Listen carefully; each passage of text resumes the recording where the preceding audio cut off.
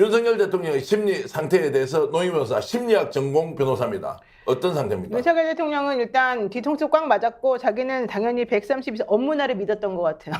엄경영 그 사람을 믿었던 것 같아요. 예, 그래서 자기는 149석 그분이 계속 얘기했잖아요. 그래서 사실은 된다고 믿었다가 갑자기 이렇게 크게 떨어져가지고 헤맸지만 나머지 밑에 있는 사람들은 전부 다 가슴을 쓸어내리고 야 우리 그래도 아직까지는 살았다 이렇게 생각하고 있다고 합니다. 제가 총선 여당 승리 주장을 했던 전문가 예측 읽어드리겠습니다. 조금 전에 얘기했던 그분 소장님은 170석 국민의힘 여당이고요. 처음에 그랬다가 처음에 그랬습니다. 바뀌었죠. 그리고 또 다른 분은 160석 이상, 또 유명한 대학 교수님도 170석, 그리고 정치평론가 중에 한 분이 160석, 뭐 쭉 이렇게 있습니다. 여당의 단독 과반이라고 얘기했던 분도 많이 계신데, 물론 저도 할 말이 없습니다. 저는 범야권이 200석 넘는다고 했고요. 국민의힘이 95석밖에 안 된다고 했는데, 저도 틀렸지만 이만큼 이제 뭐라 그럽니까? 이제 예측치가 많이 차이가 난다. 또는 이제 이렇게 되어서 윤석열 대통령이 어쨌든 심리 상태가 이분들 말씀을 믿었으면 150석 넘을 수도 있다. 이렇게 착오하고 있었다. 이렇게 볼 수 있습니까, 박 교수? 그렇죠. 뭐 제대로 보고가 됐겠습니까? 윤석열 대통령한테. 제대로 보고가 됐다면은 본인이 그 와중에 의사 관련 국민 담화를 내고요. 그다음에 마지막에 부산 가서 투표하고 이런 행동을 안 했을 겁니다. 그거는 본인이 움직이면 표가 된다고 생각하니까 열심히 본인이 24회나 정책 토론회나 하고 이렇게 다니는 거거든요. 그거는 우리 대통령님 돌아다니면 표 떨어집니다. 이 보고를 아무도 안 했다는 뜻이에요. 그 말은 이제 지금 현재 윤석열 대통령이 굉장히 충격에 빠져 있을 것이다. 향후 상황을 어떻게 수습할지 잘 모른다. 이렇게 멘붕 상태다. 이렇게 볼 수 있습니다. 아니죠. 멘붕 상태는 아니죠. 우리 원래 하던 대로 하는 거죠. 원래 이제 하는 대로 한다. 뭐 제가 봤을 때는 사전 국면 갑니다. 사전 국면으로 간다. 사전 국면 간다. 검찰 동원하고 사법부 압박해가지고 정치권을 이 사전 기관을 통해서 완벽하게 헤집어 버리는 그런 상황을 만들려고 할 거예요. 근데 보통 이 정도 되면 대통령실이 뭐 예를 들어서 문자 메시지 보내듯이 대통령의 의중을 국민들에게 알리는 게 아니라 직접 나와서 이번에 선거 결과를 엄중히 받아들이겠습니다. 오늘 오후 정도는 그렇게 해야 하고요. 그리고 이제 앞으로 국정 쇄신을 이렇게 하겠습니다라고 하는데 그 얘기조차 안 할 가능성이 높다. 그런 게 있는지 모를 거예요. 이 정권은. 일단 하는 게 뭐 수사밖에 없고 그다음에 뭐 자기 마음대로 하는데 그런 생각할까요? 아까 이제 우리 한동훈 비대위원장에는 한동훈 비대위원장이 비대위원장 돼서 한 역할은 또 하나 있어요. 김건희 특검 제의된 거 막았잖아요. 그러니까 최악의 위험 요소들은 다 막은 거예요. 탄핵이 될 만한 가능성이 있는 100석 미만도 넘었었고요. 거부권 그대로 행사할 수 있고요. 그다음에 이 제의되는 것에 대해서도 막을 수 있고요. 뭐 여러 가지 할 수 있는 그대로 원래하고 다른 거 하나도 없습니다. 그 원래 했던 게 뭡니까? 야당이 발목 잡는다는 핑계로 어떤 국정도 하지 않으면서 자기가 하고 싶은 야당 대표 수사하고 그다음에 정적들 돈봉투 의혹 억지로 만들어가지고 집어넣고 그거 계속 할 수 있는 겁니다. 그리고 위험한 게 개혁신당이에요. 사실 지금 여러분들께서 개혁신당의 정체성을 어떻게 생각하실지 모르겠지만 저는 조금 애매하게 생각해요. 지금 개혁신당 같은 경우에는 3석이 지금 들어왔잖아요. 이준석 지역구 1명하고 그다음에 비례 2명이 들어왔기 때문에 그 3석이 사실은 저는 지금 야권이라고는 분류되긴 하지만은 민주당이나 조국혁신당의 성격하고는 다르다고 생각하거든요. 진보당하고. 그렇게 되면 이 이준석에 대해서 국민의힘이 사실은 또 어떤 제스처를 취할지 모르고 특히 대통령이 물론 실현하겠지만 그럼에도 불구하고 같이 좀 손을 잡자라고 생각할 가능성이 좀 있고요. 이제 그럼에도 불구하고 새로운 미래 같은 경우는 이제 한석 김종민 의원 들어왔지만 이번에 민주당이 살려줬기 때문에 또 민주당을 배신하지는 않을 거라고 봐요. 그래서 지금 제일 중요한 게 아까 제2요구권 행사하게 되면 사실 어떻게 될지 모른다고 하셔서 제가 좀 걱정스러운 부분이 있지만 이 이준석 신당의 이 스탠스가 사실 앞으로 좀 주목할 만합니다. 자, 거기다가 바로 여쭤볼게요, 노희 변호사. 지금 오늘 혁신당 조국 대표가 검찰청에 가서 이번에 당선자들과 함께 피켓팅을 했어요. 자, 그 내용 보셨을 텐데. 네. 자, 김건희 수사하라 이렇게 얘기를 했는데 서울중앙지검에서 신속하게 답변을 내놨더라고요. 필요하면 하겠다 그러죠. 필요하면 하겠다. 지금 이미 수사하고 있다. 자, 이렇게 대답하는 걸 보고는 야, 이게 지금 박진희 교수가 얘기했듯이 검찰이 그냥 가만히 있지 않고 어찌됐든 대통령이 탄핵의 상황까지 가지 않는다는 전제하에 대대적으로 사정정국을 만들 수도 있다. 사정정국 2가지인데요. 하나는 선거사범에 대한 수사를 본격적으로 진행하는 게 있을 거고요.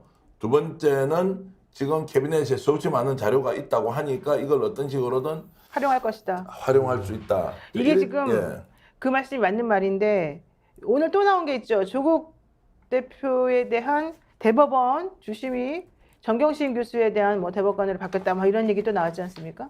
그래서 계속해서 그 나오고 있는 그 언론 관련된 보도 그리고 사법부 관련된 내용이 조국 대표가 12석을 얻어가지고 앞으로 어떤 대선 주자까지 갈 수 있을 가능성을 안 버리고 있으니 이제 함부로 막 그렇게 심하게 못할 것이다라고 보는 입장하고 그렇지 않다 그냥 아예 싹을 줄이기 위해서 죽이기 위해서 뭔가 할 거라는 입장은 이제 두 가지가 좀 갈리더라고요. 근데 제가 항상 말씀드리지만 사법부나 검찰권은 생각보다 조금 나약합니다. 생각보다 갈대 같습니다.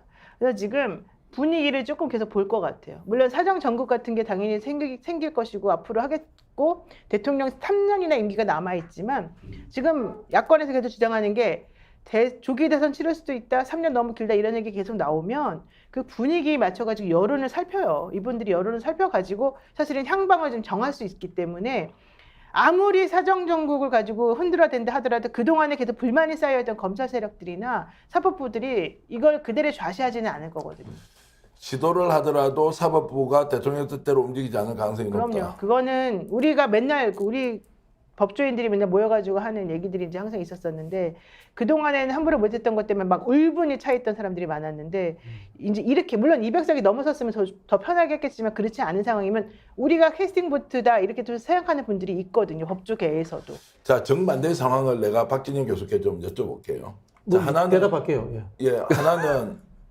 하나는 윤석열 대통령이 이런 상황에서 현실을 받아들이고 협치를 통해서 뭔가 국정은 좀 안정적으로 운영을 해보자고. 그럴 일이 없습니다. 그럴 일이 있을 수 있어요. 없다고 바로 단정하지 말고요. 잘해도 잘할 수가 없는 집단들이기 때문에 잘할 수가 없습니다. 그런데 총리를 국회에서 동의를 받아서 가면 이제 총리 임명부터 완전 여야 간의 개싸움판을 벌여가지고 지금 2년 동안 정말로 지긋지긋한데 앞으로 3년도 똑같이 간다? 국무총리 임명 동의할 때부터 이제 전쟁이 일어나는데 나라는 경제는 민생은 엉망진창 정말로 한도 끝도 없이 나락으로 추락하는데 그런 상황을 대통령이 아니 지난 2년 동안 그런 개념이 없는 정부라는 것이 드러났지 않습니까? 이 정부의 목적은 정권을 지속적으로 유지하는 거고요. 민생을 잘하겠다, 경제를 잘하겠다라는 생각을 해본 적도 없고 그나마 뭐 한다고 했지만 잘 된 적도 없습니다.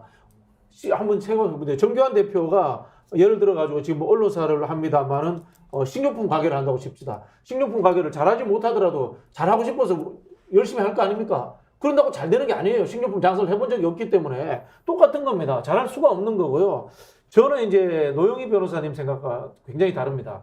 노영희 변호사님하고 비슷하게 생각하시는 분이 조국 장관도 비슷하게 생각하고 최강욱 전 의원도 비슷하게 생각하고 변희재 대표도 비슷하게 생각하더라고요. 검찰 내부에 반란이 일어날 수 있다라는 이야기들을 하고 계시고요. 그 다음에 사법부 내에서 양심적인 사람이 들고 일어날 수도 있다. 그런 이야기를 하는데요.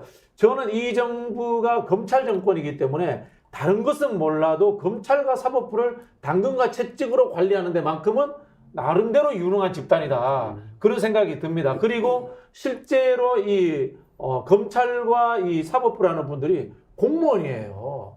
공무원이라는 이야기는 뭐냐면요. 자신의 목을 걸고 현 정권의 권력에 맞서서 싸워야 된다는 것에 대해서 훈련된다거나 아니면은 그렇게 어떤 뭐 동기를 가지고 있을 이유가 없는 집단들이다 이런 거예요. 아이 검사들하고 얘기해 보셨어요?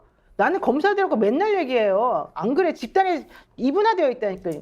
지금 현재 그러면은 이런 그렇게 검찰 독재 말씀하시는 정권이 게 틀려요. 생기지도 않았어요. 아니 그게 아니라 검찰총장 시절이라든가 서울지검장 힘에 시절이라든가. 의해서 움직여 이 검찰 분들이. 근데 이 대통령과 한동훈 비대위원장이 속해 있는 이 특수부 출신의 라인들이 힘이 워낙 세고 그래서 사실은 좀 약간 눈치들을 좀 보는 분위기였었고 대통령이 되고 난 다음에 얼마 안 되는 분위기까지는 그냥 여기에 따라갈 수밖에 없어요. 이거는 저는 가정이 본인들이 법조인이니까 저렇게 생각하도 맞다고 생각할 수도 있습니다만은 가정 자체가 저는 이 향후의 야권의 투쟁 방향에서 굉장히 잘못된 방향으로 갈 수 있습니다. 지금 조국 장관이 하고 있는 법조의 문제라든가 검찰의 문제로 또는 재판을 잘하겠다는 문제, 변희재 대표 그 이야기 하지 않습니까? 이렇게 접근해서는 안 됩니다. 이건 아닙니다. 이거는 뭘로 해야 되냐면은 의회 권력을 통해가지고 법조라든가 행정부 자체를 완벽하게 파뒤집어 버리겠다는 그런 접근을 해야 되는 거지. 법조인의 양심이라든가 법조인의 세력 관계를 접근하는 것 자체가 저는 문제라고 생각하기 때문에 여기에 대해서는 저는 절대 동의하지 않겠습니다. 오랜만에 스픽스는 말하는 언론입니다. 대세는 유튜브, 그중에서 스픽스. 좋아요, 댓글, 구독, 알림 설정.